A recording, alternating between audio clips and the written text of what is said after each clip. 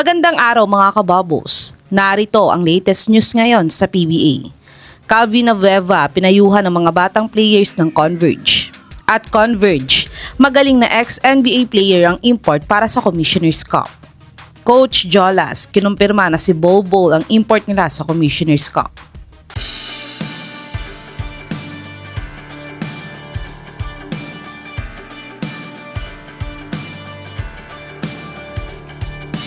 Si The Beast nga ay top 3 sa best player of the conference race last Philippine Cup.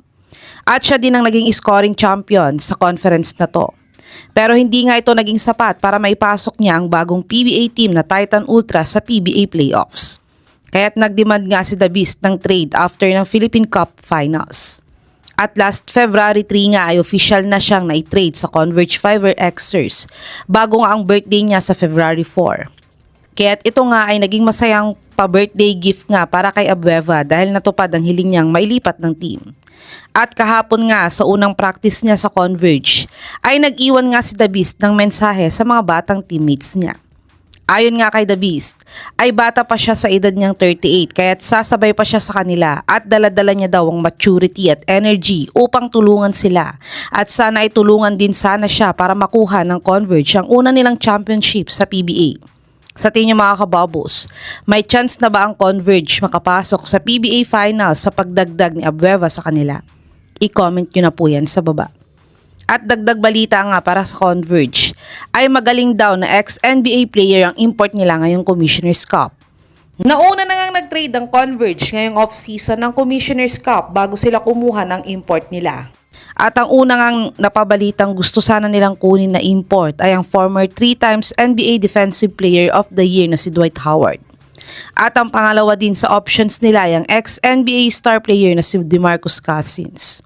Pero wala nga sa dalawang ito ang nakuha nilang import para sa next conference.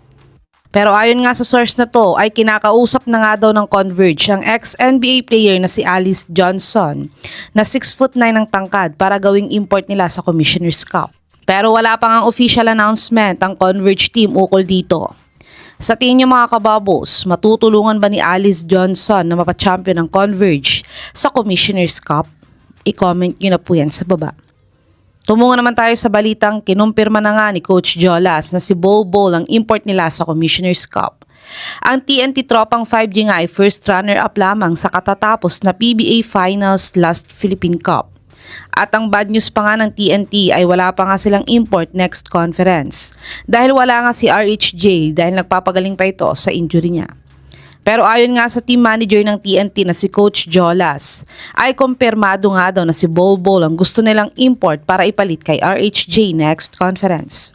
Sa tingin niyo mga kababos, madidefend ba ng TNT ang title nila sa Commissioner's Cup pag si Bol Bol ang naging import nila? I-comment niyo na po yan sa baba.